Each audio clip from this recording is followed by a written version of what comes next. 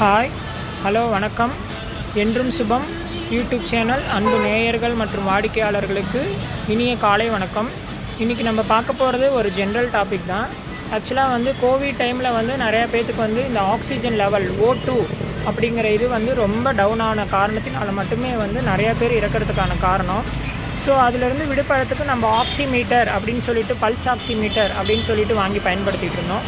இந்த pulse oximeter இப்போவும் மார்க்கெட்டில் அவைலபிள் இருக்குது. இப்படி வந்துருங்க. பல்ஸ் ஆக்சிமீட்டர் யூஸ் பண்ணுறதால என்னென்னா, நம்மளுக்கு ப்ரீத்திங் ட்ரபிள் எவ்வளோ கண்ட்ரோல்டாக இருக்கா இல்லை அன்கண்ட்ரோலாக இருக்கா அப்படின்னு பார்க்குறதுக்கு தான் இந்த பல்ஸ் ஆக்சிமீட்ரு. அதாவது பிலோ 90 அண்டு 90 எபோவ் மேலே இருந்ததுன்னா ஒன்றும் பிரச்சனை இல்லை. இதுவே 60, 70, 50 அந்த மாதிரி ரேஞ்சில் இருந்தால் கண்டிப்பாக நம்ம ஆக்சிஜன் சிலிண்டர் வச்சு ஹாஸ்பிட்டலில் போய் இமீடியட்டாக போய் நம்ம போய் பார்க்கணும்.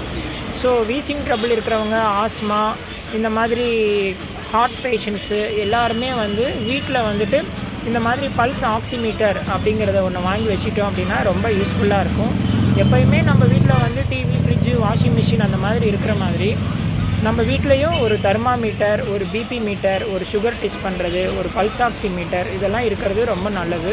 குழந்தைங்களுக்கு, பெரியவங்களுக்கு நடுராத்திரியில் இல்லை மிட் நைட்டில் ஏதாச்சும் பிரச்சனை வந்தது அப்படின்னா டக்குன்னு நம்மளே எடுத்து யூஸ் பண்ணி அதுக்கான சொல்யூஷனை நம்மளே கண்டுபிடிச்சிக்கலாம். தேங்க்யூ.